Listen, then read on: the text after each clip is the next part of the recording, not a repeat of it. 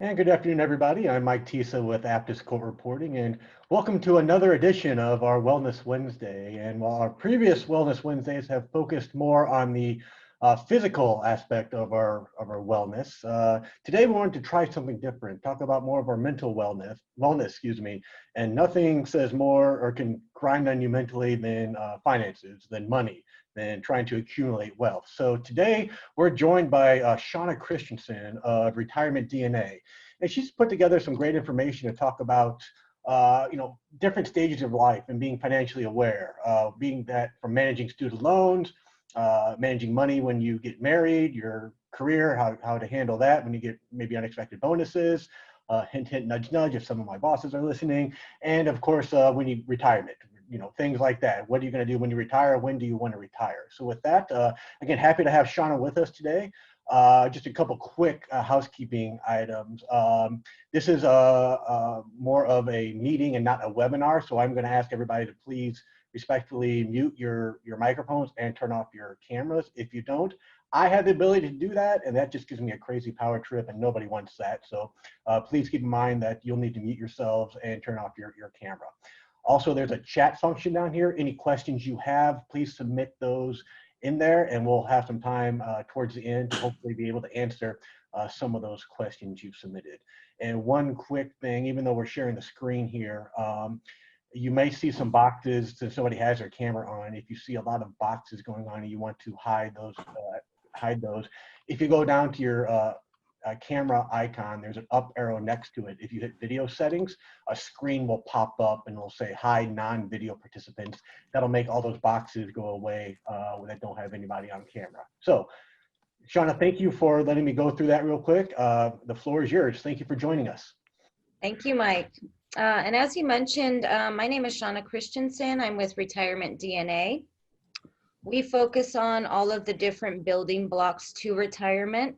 So not only saving in your company retirement plan, but there's a lot of other things that either hinder you from saving, strategies you can do to, if you're starting young, and then just the different stages. So even if one of the stages is not where you're personally at, there may be some information in here that you can share with your loved ones, be it your parents, your grandparents, or even your children.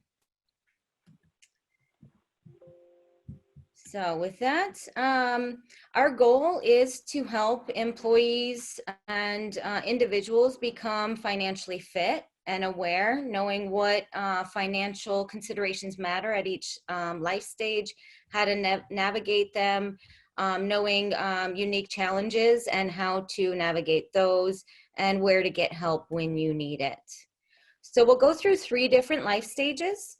So we have the early life stage, mid, and then later. And you see the different considerations through each of those different life stages.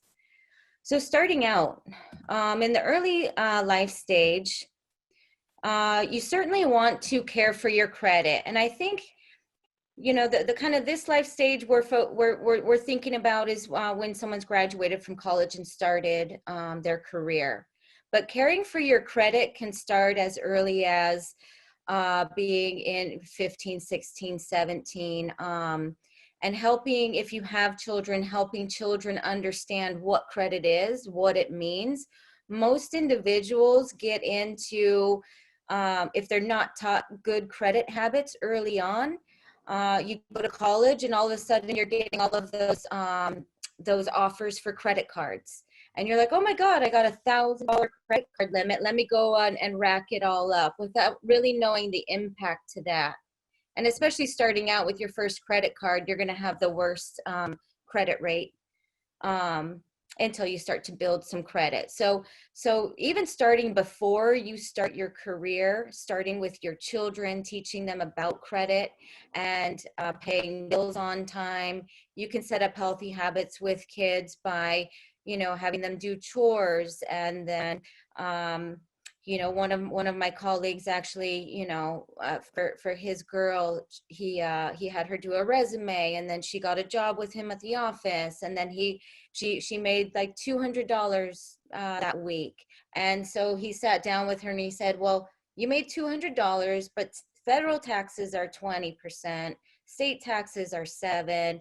Here's the balance. And she's like, what is this? But it's real life. And I think starting early for your kids, and then too for yourself, if you are starting out, knowing how to care for your own credit. Obvious things like not maxing out, keeping low balances on those credit cards, making sure that you have a good habit is to call your credit card companies once a year and ask them to lower your interest rate. A lot of times the first representative you speak to when you're asking about that will say, oh no, we can't do it, you're as low as you can go. I always say, kindly let me speak to your supervisor, and that does it typically for me. Making sure that you're making payments on time, and you don't have any late payments. And then also just watching your credit. So go on and check your credit score. I believe it's about 3 years ago now that I think it was Experian had about 50% of Americans' credit stolen. So knowing when credit cards are used, paying attention to them is all very, very important, especially in today's age where cybersecurity is ever evolving, and cyber thieves are getting more and more creative. So definitely making sure that you're on top of your credit and who's seeing your and where who's using your credit. The next thing to look at here, and this is kind of a very different shift, and for young people, it's a dramatic shift in terms of what was the household debt for 30-year-olds. Back in 2003, and the biggest change here, you can see, came from student debt. So in 2003, your 30-year-olds in the workforce, much of their household debt was related to homes. If you fast forward to actually 2015, and it's gotten even worse than 2015, you can see there's a huge obligation and a huge burden on young people to pay for college. So it has been a bit of a shift in terms of what kind of debt do our 30-year-olds hold on their balance sheet. Looking at some of the statistics and why we care, 44 million Americans are faced with student debt. It's a $1.5 trillion problem. And 1 in every 3 participants or employees have outstanding student loans. And this can be a huge burden to starting to save for your retirement. And as I'll show you, if you can start saving for retirement early, and if you could start at age 22, you are going to have the best outcome.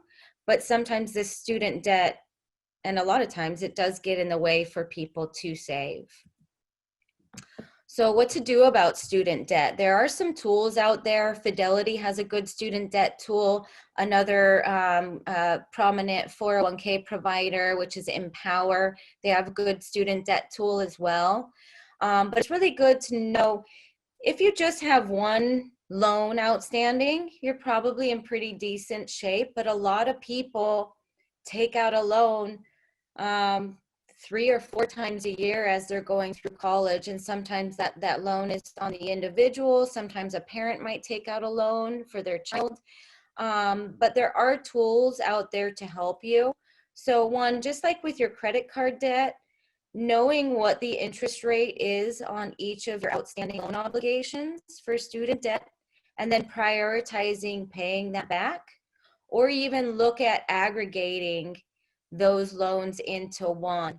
And there's a free tool. Now, I do want to caution you, there are companies out there who will promote that they're going to help you aggregate all your debt and figure out a payment plan. That can come with a pretty high fee. And what I hope to do through this workshop is empower you to take control of your own finances, keep your eyes open and confront what your picture is and how to address and how to tackle things. So there are free tools that can help you optimize how you pay your loan, which ones should be aggregated together, and which provider might be good. And this is a third party. So Fidelity, Empower, other people who have these tools, they do not provide student loans. So it is a third party who's helping you reach out to these sources and give you some guidance about how to consolidate or what is the best way. It'll actually give you an action plan. So either you start with your low balances just so you can get some wins and pay those off, or you start with the balances that are the highest interest rate that are costing you the most, and then you can use that to pay it down. There's also another tool within a 401k plan that I wouldn't typically say, you know what, you can do a loan through your pay plan, go access that loan all you want. No, that would not be my recommendation, especially if you're taking out a loan for a vacation, or you're taking out a loan for new rims on your car. I don't believe that's an appropriate use of loans in your company retirement plan. But an appropriate use for loans within your company retirement plan might be paying off that student debt that has the highest interest rate. The biggest advantage to a loan in a 401k plan is that you're paying yourself back the interest, and you're paying yourself back the principal to your retirement plan. And the interest rate on a loan within a 401k plan pretty much across the board is 2% above prime. So where a credit card, you might have interest rate between 10 and 25%. Student debt, you're definitely going to see lower interest rates than that. But within the 401k plan or company sponsored retirement plan, you're going to see your interest rate at about 5 or 7%. So reach out to an advisor if you have them. Find out what these student debt tools are. I'll have my contact information at the end too. So if you'd like a link to any sort of retirement calculators or tools, things like that you can access free of charge, and so you can start the process to figure out the best way to get out of your student debt. Making a budget obviously is a good way to go about figuring out how to free up some money to pay off your debt and also save at the same time. A lot of people starting early in their career, this is the first real paycheck or full-time paycheck you're making, and it's very fun and rewarding experience to start making some money.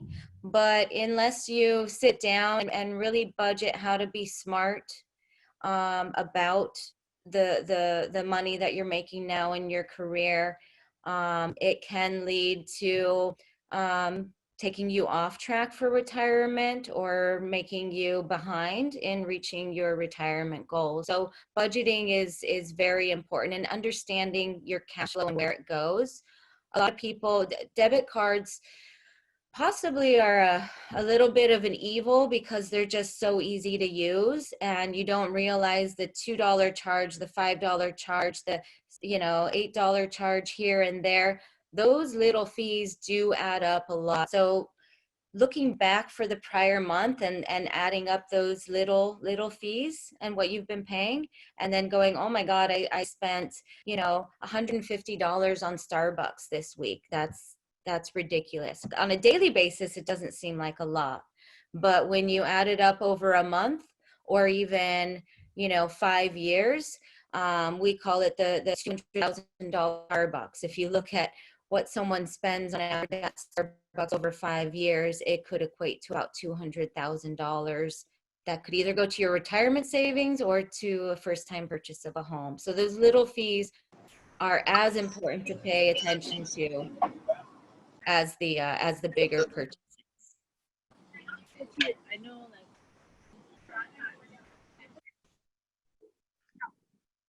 Mike, did you want me to open up for questions or keep going?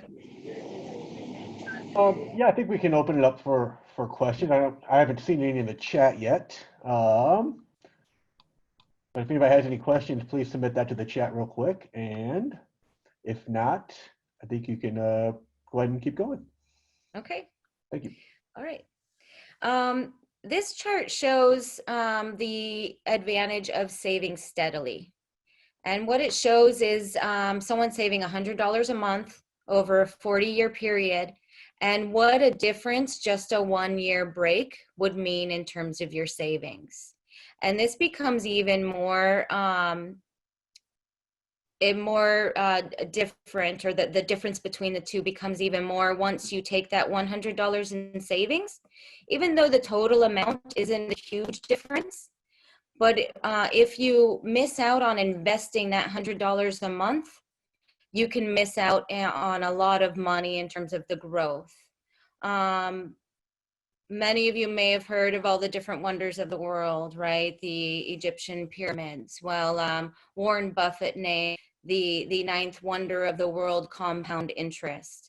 And that's where you invest your $100, you get paid $10 for investing that, you reinvest the $10, and now you're getting interest on $110. And if you do that every day over a long period of time, it makes a huge difference on your ending account balance. And you can see the difference in savings wasn't much, but the difference in the ending value on the account was meaningful.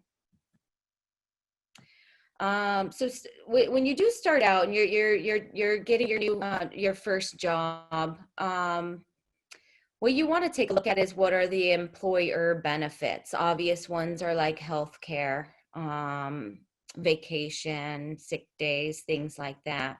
But retirement benefits are a big one to help with future financial stress, relieve future financial stress, and that's also get you on track for retirement. There's 2 ways to save in a 401k plan. And I know this is one of the questions that was submitted, so I'll address that here now, which is traditional versus Roth. But the first thing actually you would want to take a look at with your 401k plan is, what is the match, if any, that's provided by your company? Now, we've seen just in the last 6 months, we've seen some matches go away due to, the COVID situation, but many companies still do maintain a match. But what is little understood from an employee starting out is how much do they have to how much do you have to save on your own to get the full company match? There's many companies that I run across, and when we run a report to see how many employees are saving enough to get the match, sometimes you run across companies where 20-40% of the employees aren't saving enough to get the full match, so they're leaving money on the table. So just for an example, a very common type of matching formula is your company will give you 50% up to 6, meaning your company is giving you 3% of your salary, but they're only going to give you that 3% if you save 6. So make sure you understand what the maximum is to make sure you are not missing out on the match. And then also pay attention to vesting.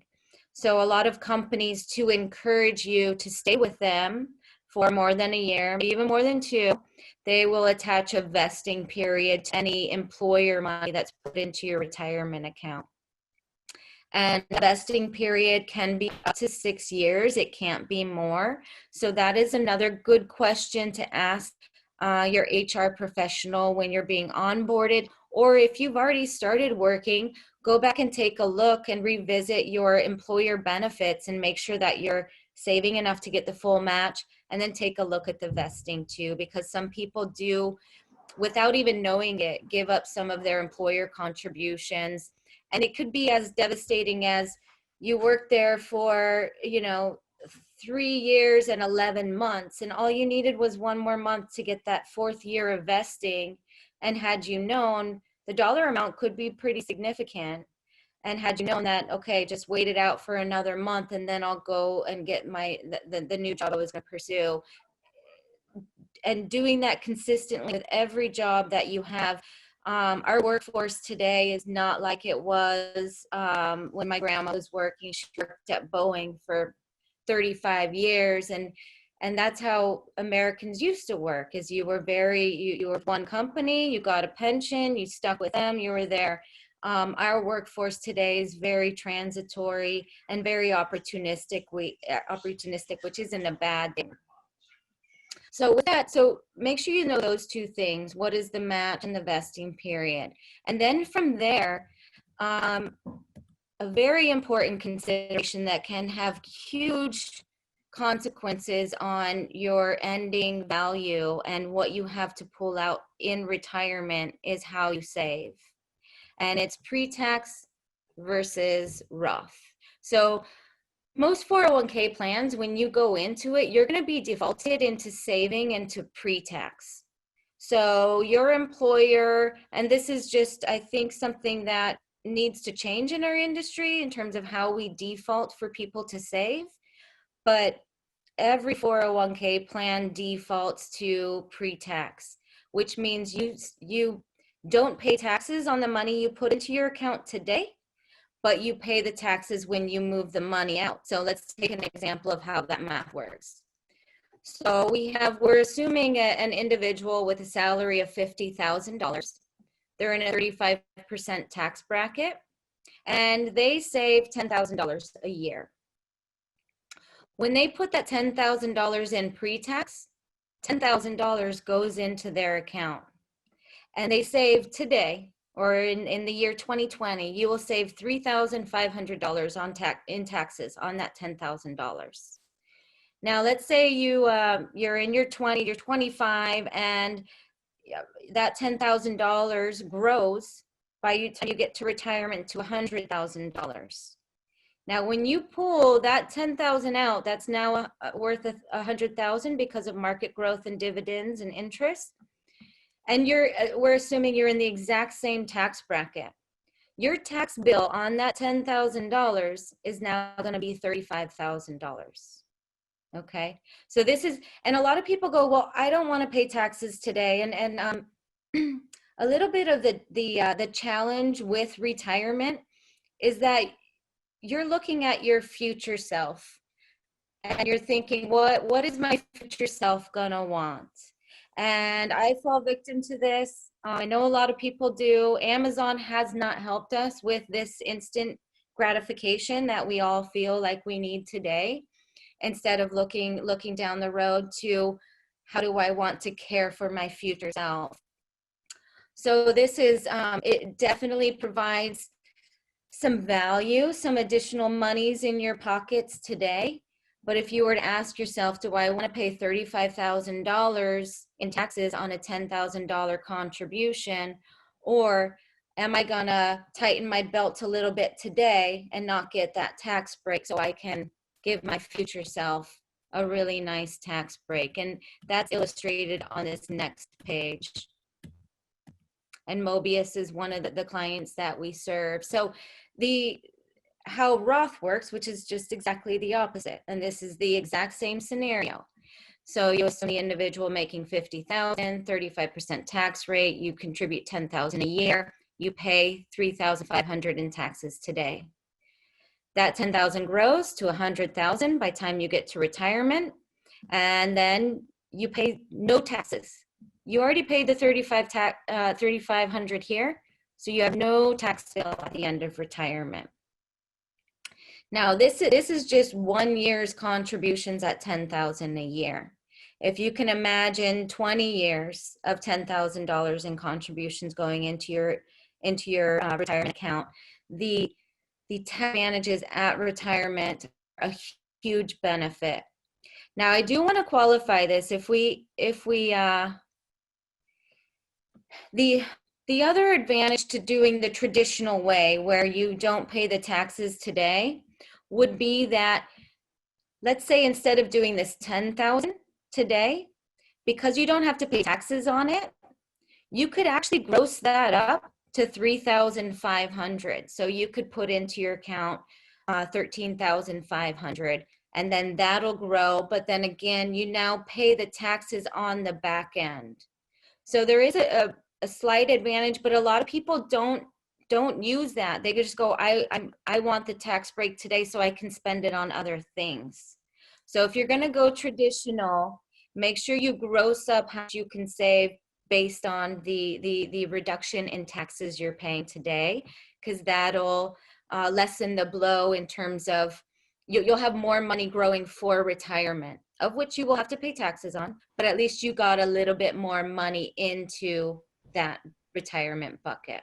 And Sean, if I could just interrupt real quick, we actually had a question come in via email and asked, can you convert your conventional 401k to a Roth? You can. Now, probably about 10 to 15% of 401k plans allow it. Every single 401k plan can allow it, but it might be a matter of amending the plan to allow that Roth conversion.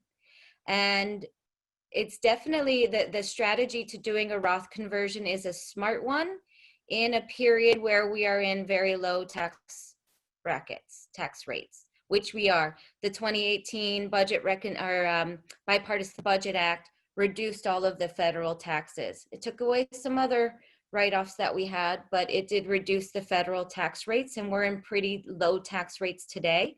So if you are in a position to convert to Roth, do it during a period where we are in lower tax rates. Those tax cuts that were covered in that bill are set to sunset in 2025. So you do have a couple more years to do it. And then looking forward, what are tax rates going to be down the road? That is something that is uncertain. And we as Americans have some control over it.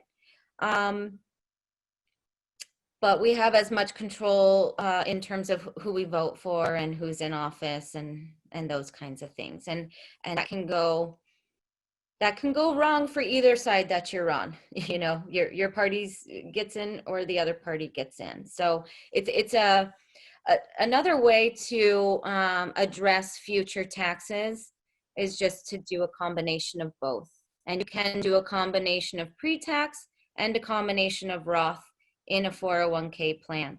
Not all 401k plans allow Roth conversion or Roth contributions. Most don't allow conversions, but they can. But even just saving in a Roth 401k, probably 40 to 50% of plans out there don't even allow Roth. So those are two questions to ask your HR professional. Can I save Roth instead of traditional? And then two, can I convert my traditional to Roth? Okay, well, that was it for kind of the beginning stages of life. And I hope that if you weren't in this stage, at least it's some piece of knowledge you could share with either young friends or children or someone else you know who is in that stage. Going forward, getting to middle stages of life. One of the biggest challenges, and probably one of the biggest, unfortunately, things that attribute to divorce in the US and probably worldwide is finances. Forbes magazine conducted several surveys, I think it was 2 years ago now, and they asked survey participants, what do you feel about financial infidelity versus sexual infidelity? And the result was that financial infidelity was as bad in the respondents' opinion as being cheated on, which is interesting to me. It's certainly both are bad, but financial infidelity definitely can destroy marriages and partnerships. So make sure that, and sometimes it's a hard thing to talk about. It's hard thing to talk about other people's finances, but it's a very, very important one to talk about. We sit down with employees that we serve one-on-one, half of the year, I believe. I'm sitting down with people one-on-one, and unfortunately, there's too many stories I've heard of, the guy or the girl coming in and saying, I got married and I had the better credit, so we put everything on my credit to save money, and we put the lease in my name, and it was a 3-year lease, and then things went bad, and now I was the financially responsible one, but now I'm the one carrying the burden. So if you have a thoughtful discussion before you merge your finances, and understanding what other people's spending habits are too. Some people are very frugal, And some people enjoy those things that bring them happiness, the nice pair of shoes, a really nice car, whatever it might be. And it's not bad that you spend money on things that bring you joy and happiness, presents for other people, whatever it might be. But you might be two very different people in your ideas of how you spend and how you save. So get to know your partner's financial, how they behave financially before merging. And even if you are two totally different people, still very well could work out, but at least you know going into it. And then you can also maybe, if one's a little bit financially irresponsible, the other can help, but definitely know before you jump into it. And then also another important thing when getting married, and it's the last line there, updating beneficiary information. So when you do get married, make sure you go in and update beneficiary information. I just last week had a case come up where there was a beneficiary, and it was an uncle and his nephew, and the uncle hadn't added him as a beneficiary, and now he's going to have to go through a year-long probate process to get that inheritance from his uncle. So don't update that, and actually update that every 2 years. Just take a fresh look at it. The other interesting fact about beneficiaries when you're married, let's say you get married and you add your spouse, and they have to be your primary as your beneficiary, and then you get divorced 5 years later, and then you remarry 2 years after that. If you didn't update your beneficiary to your new spouse, your ex-spouse is gonna be the legitimate beneficiary. So it's very important to know who your beneficiary is. Add your kids as second when you have them.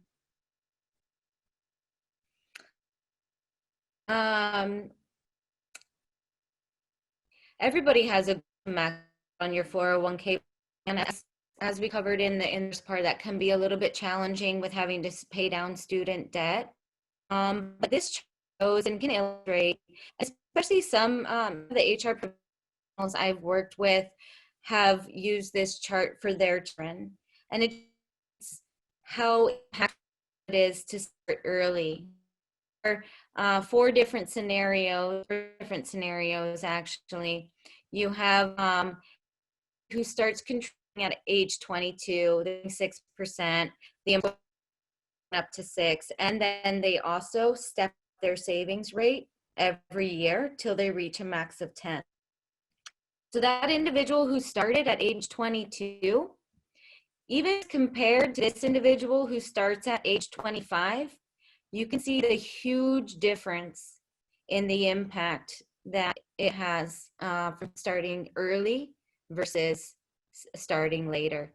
And then you see these other two individuals, and just the later you start saving, the worse it gets for your eventual outcomes and how much you have for retirement.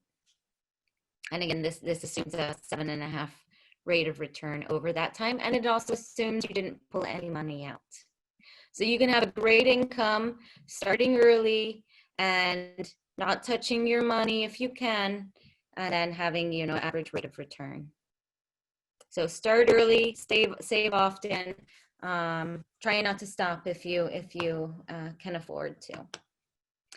One of the other colleagues I work with, in terms of helping people start early, what he did with his son, because his son after college moved back in with him, and he happened to be working at Starbucks while he was finding a more permanent job. And my colleague said to him, well, if you're living at home, you're going to max out. So you're going to save today, it's $19,500. You're going to get the full match from Starbucks, and they actually have a decent match. So that's the requirement for you living at home. And he started at age 22, I think even younger than that. And at this point, he's ready to move out, and he has a really nice balance in his 401k plan, and something to take with him to his new employer or roll over to an IRA. So the importance of starting early is huge in terms of your retirement outcome. The other challenge that you face in the middle of your life stage is caregiving, and mostly, caregiving for, it could actually be caregiving for your parents, grandparents, but mostly caregiving for, children if you have them. So this shows two individuals. One is Karen or Dave, and they didn't take any caregiver leave. And then it shows Sarah and or Mark, and they took a 7-year break to raise kids or even to care for, a parent or a grandparent. And you can see, so the amount invested is different between the two, obviously. And then also because you're not investing and saving that money, and it's not growing over that 7 years, certainly your old balance is continuing to grow, but you're not adding to it year over year. You can see the outcome on the retirement dollars between the two is pretty big. Then if you even add in, Karen or Sarah or Mark foregoing a company match or a contribution, you can see the difference between the two is even more impactful. So definitely take advantage of all employer match that you get.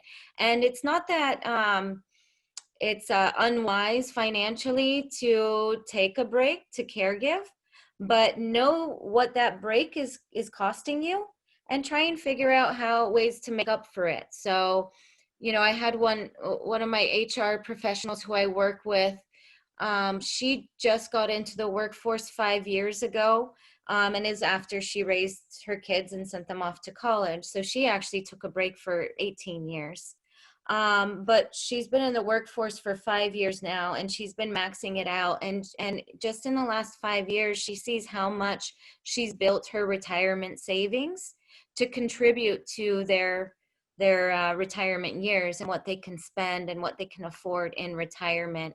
And her comment to me after seeing just 5 years of savings with an employer match as well, her comment to me was, I was making some money because I was doing, odd jobs, part-time jobs, but I considered that money that I earned while the kids were at school or what have you, I considered that funny money.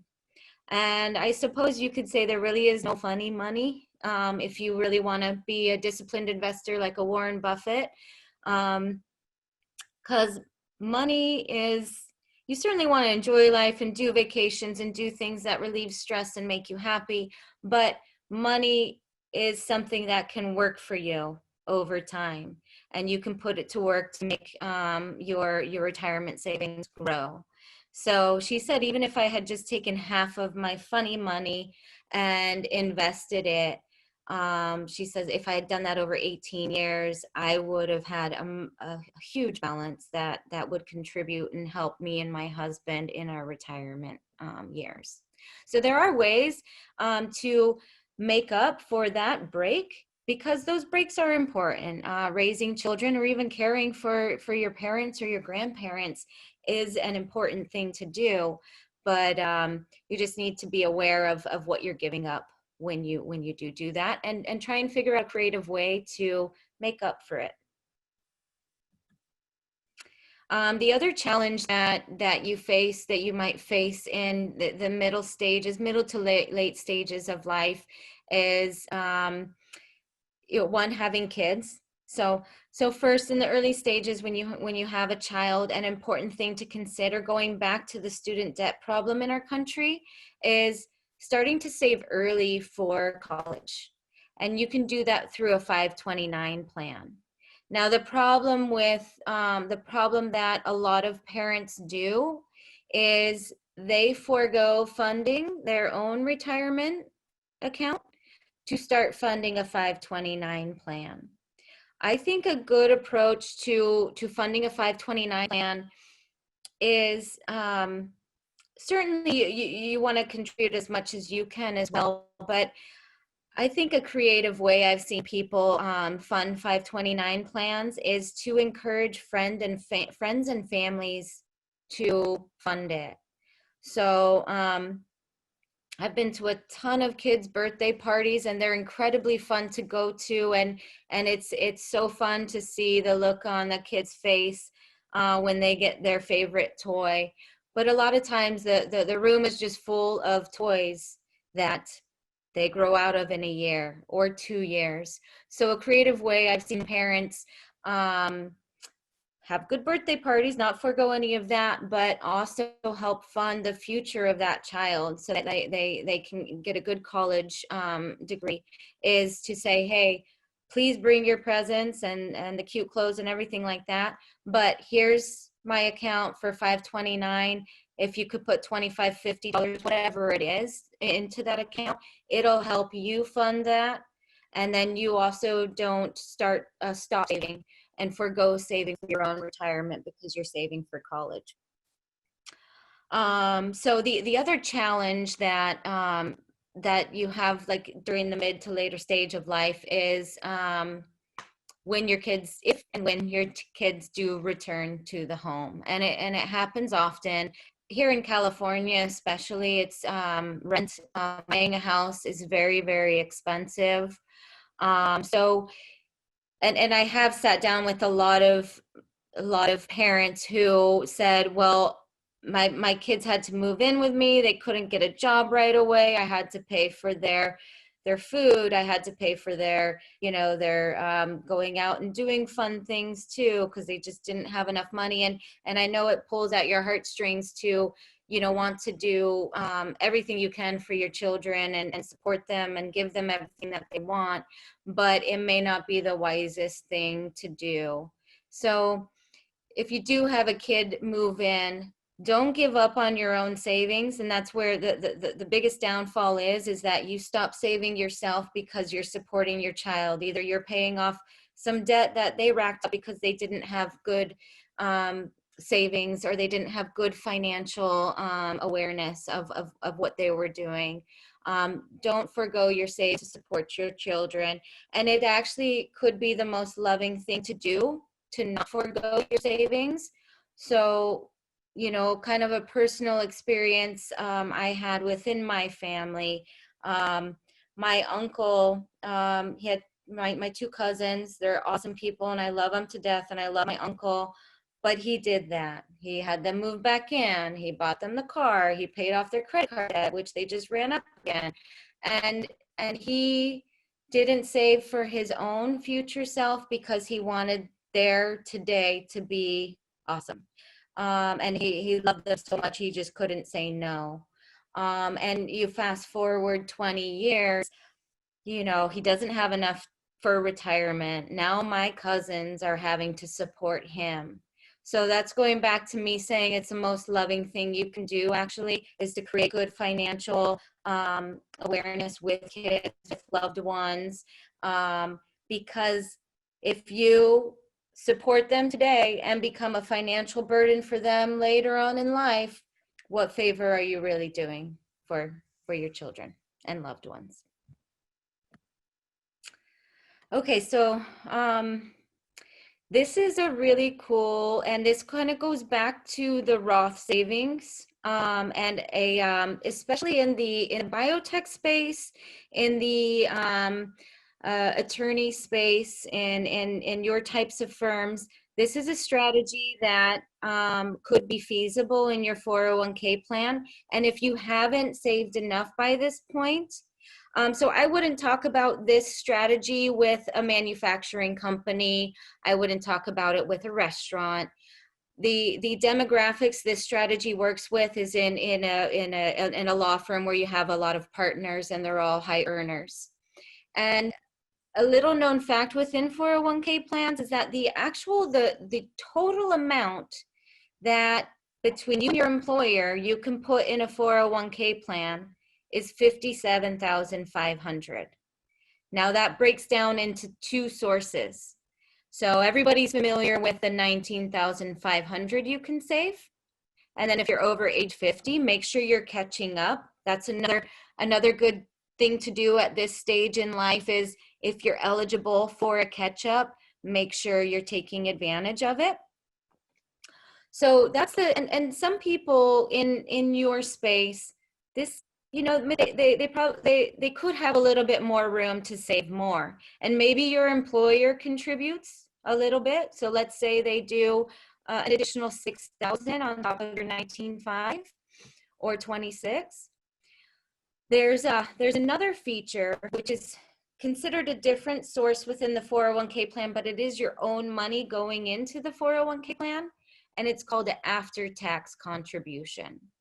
So you save the 19,500 pre-tax, you get the tax break today. Let's assume your employer doesn't contribute anything to your 401k plan. You could save an additional 37,000 into you can save as much as an additional 37,500 into your 401k plan, provided the plan permits. And there's some testing constraints that you have to be aware of. But a good question to ask, and again, I would only say this in your space with demographics that you might have where this does work. You can save that additional 37,000 after tax and then in plan convert it to Roth. Now, unlike the converting traditional to Roth, converting the traditional bucket you already have, and when you convert it to Roth, it's going to give you a tax bill because you didn't pay on that money, and now you want to pay the taxes on the money so it continues to grow tax-free. This is a different strategy where you submit after-tax contributions into the 401k plan, and then you convert it to Roth. And then the next 10, 15, 20 years, that money, it's a way to supercharge your Roth savings account.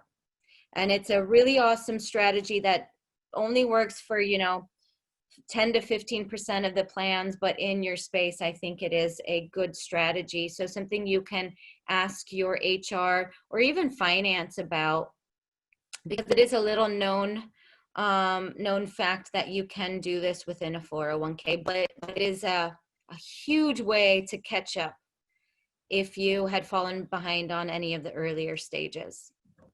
And my contact information will be at the end of this. So if you want any additional information about this, I can certainly sit down with you. The other financial burden that you run into later in life is caregiving. Again, you had caregiving when you have kids, if you have kids, but then there's you also may become a caregiver for your parents or maybe even your grandparents. And caregiving cost is a huge burden, and sometimes it can prevent you from saving for retirement. So ask your parents, ask your grandparents, have they accounted for long-term care? Have they given any consideration to it? What are they gonna do? And again, it's sometimes hard to talk about finances with loved ones because finances is supercharged. People are very scared, and it's very taboo to ask anyone about their finances. But for your loved ones, and certainly strangers, yeah, don't go and ask them about their finances. But loved ones, it is a very loving discussion to ask, are you set? Is there anything we can do to get you more prepared? 68% of Americans believe that their families will be there to help them. If your families are ill-prepared or have their own financial challenges, that may not be the case. So you want to make sure that you're self-dependent, but then also, if you're not at that stage where obviously when you get later in life, you might need some care, but making sure that your parents are thinking about it too, so that they don't become a burden on you. And a lot of most individuals don't like being burdens on anyone anyway. So if you do a little bit of planning ahead of time, it can just make the future life much more enjoyable when you hang out together rather than being financially strained. Long-term care is a way to pay for if you have long-term sickness or something like that as you're getting older. Long-term care is very, very expensive. So I would say an alternative to long-term care, and speak with your financial advisor, because you can actually, in any sort of a death policy, a life insurance policy, you can actually add a long-term care rider to it. That can be a much more affordable way to help pay for it. So just very quick how that works, because unfortunately I do see a lot of people get pushed into buying that expensive long-term care policy, and then let's say they have incidents of heart problems or strokes. Your need for long-term care is going to be a lot less. You don't live very long through that, but if you have medical history of Alzheimer's or something like that, you're going to need more time for long-term care. Anyway, so I just caution you, there may be a lot of people wanting to sell you the long-term care policy, but another much more affordable way to do that is to attach it to a life insurance policy, most likely whole life policy. And what it does is it takes your death benefit, and if you need long-term care, it just reduces some of your death benefit to pay for that. So there's other strategies, what I'm saying. So make sure you ask a lot of questions to any financial advisor you're working with. The other way to, and it's kind of a back-end way of helping to pay for long-term care, is making Roth contributions early on.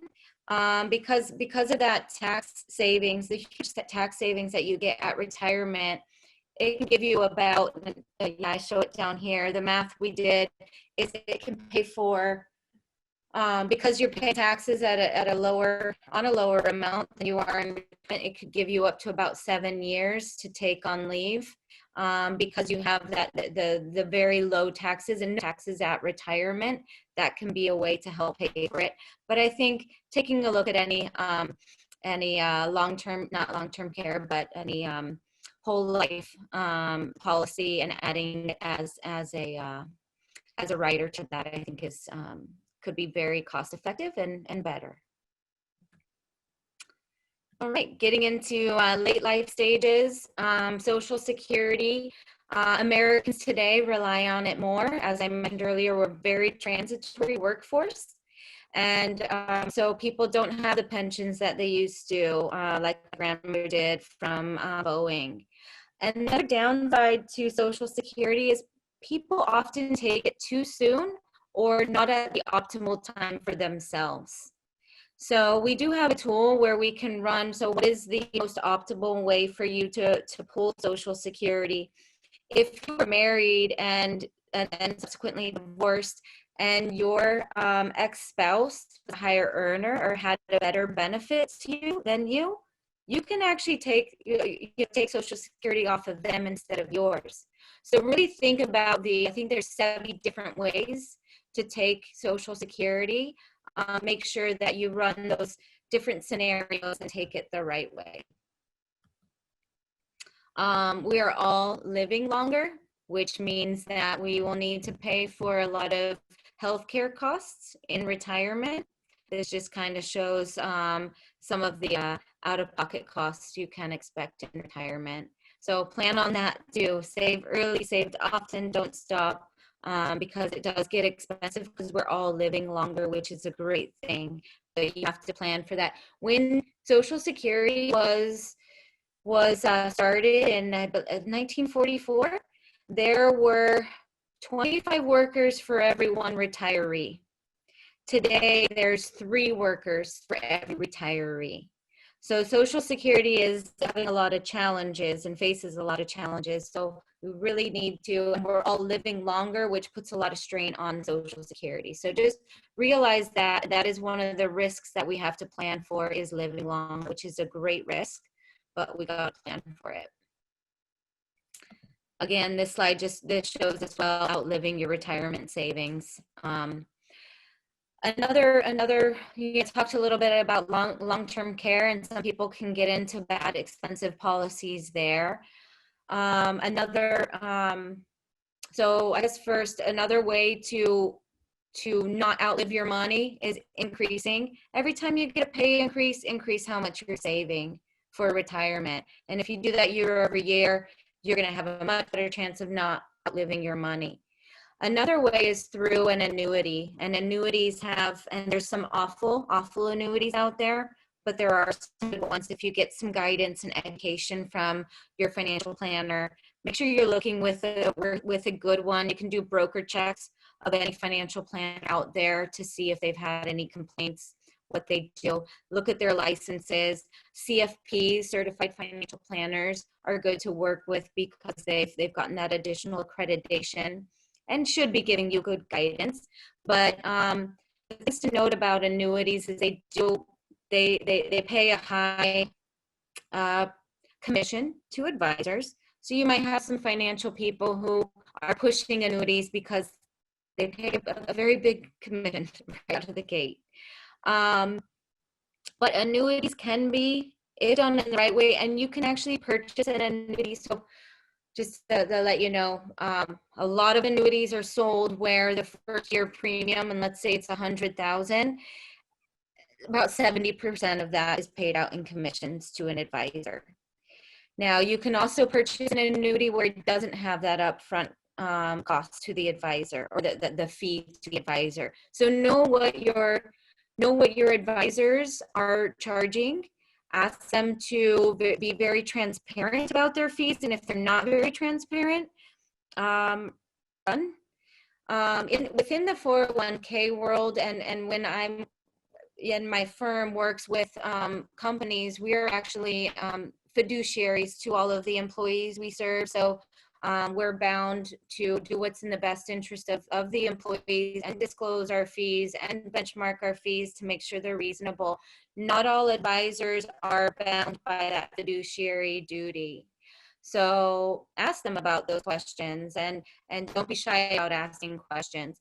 But so that's about annuities. There are some really good annuities, ones that don't pay 70 to 80% of your first year premium to an advisor as a commission, and some that actually encourage the ongoing support of an advisor by way of a routine advisory fee that they're paying for helping you.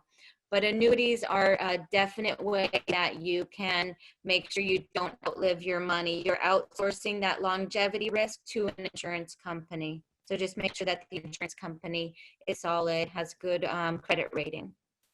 And creating a good financial plan, creating a financial plan early, even if you don't have a lot of savings yet.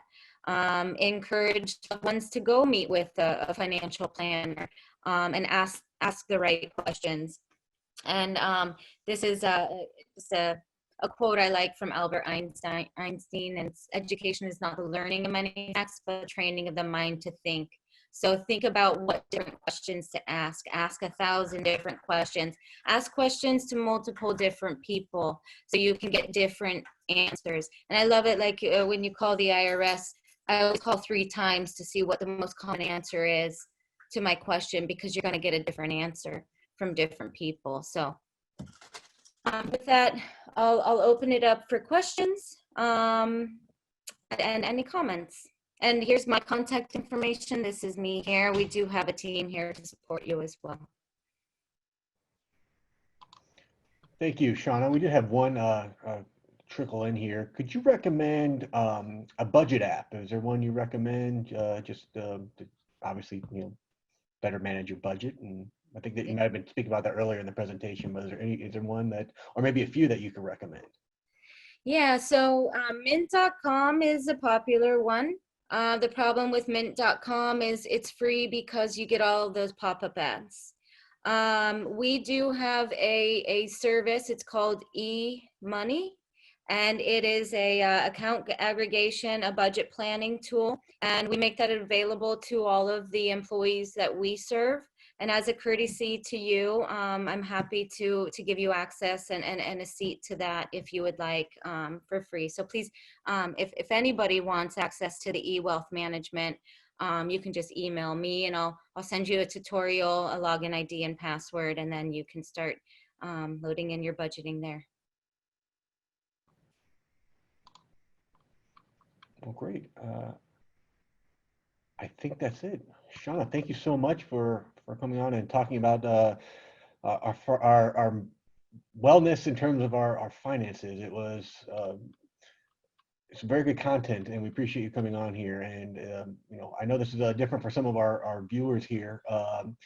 Like I said earlier, we concentrate so much, or we've been concentrating primarily on our physical wellness, that this may help alleviate some of your mental, maybe not anxiety, but just help you prepare or increase your mental wellness. So thank you very much, and we appreciate you coming on. And we'll just stick on for just a few more minutes maybe and have your slides up, or this contact slide. So if anybody wants to take down your information, we'll give them just a couple minutes to do that. But thank you very much, Shauna. We appreciate you coming on. Perfect. Thank you. Take care. Take care.